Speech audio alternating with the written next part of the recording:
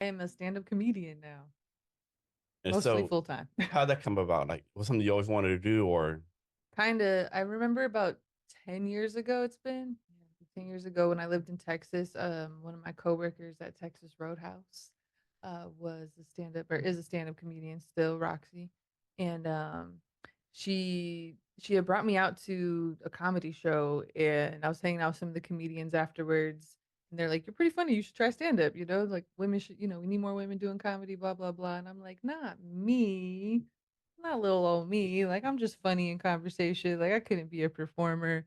At the time I was doing a lot of event planning and like strategy work and stuff like that. I'm like, I'm a behind the scenes person. I lift people up. I book the people, I'm not the talent. I book the talent.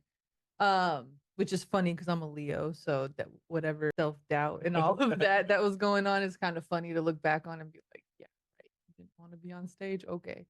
And then I kind of always had that in the back of my head and I'd write down little joke ideas and stuff. And I'm still trying to find those notebooks in storage one of these days. Hopefully I'll find them. But yeah, just kind of something in the back of my mind for a long time. And then when I got to Seattle and I was doing more public speaking work and helping people with their pitches and different things like that, when I started, helping more people with like public speaking and stuff like that, that's when I was really like, you know what, maybe I could do stand up. And so then for like years, and I remember like doing like my 2020 goals and being like, all right, I'm gonna go to an open mic this year, try stand up comedy for the first time, and then COVID hit.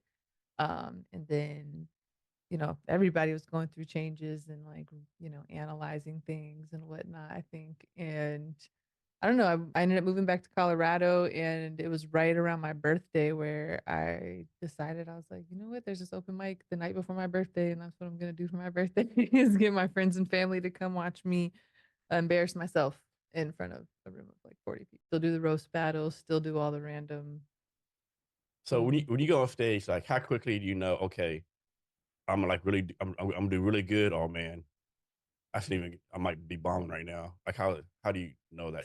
That's Like, funny. Um, I don't know, like it could change real quick. It's like anything, like it could be going really well at the beginning and then not so much. I try to get a feel for what the audience is laughing um, at other people's jokes and try to take that into consideration sometimes. But ultimately, like you gotta you gotta do your thing. so why do you think some people find like one person funny, another person not funny? What do you think that is? My friend Nina Davis told me that the best joke, I mean, she didn't come up with this, but she's the one who put this in my head. Is like the best joke is an inside joke with a friend, right? Where you can just like look at somebody across the room and And you're and just you, and you, busting and out you, and you laughing, just right? know.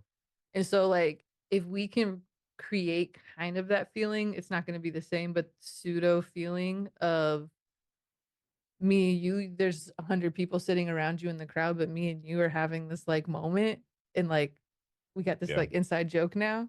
If you can recreate like that feeling, that's the bit like that's the best one, right? Like that's the biggest feeling. And so you're not going to be friends with everybody. You're not going to connect with everybody. People aren't going to get that spark from every single person. And that's part of like the beauty of art and humanity, how we all have room to grow.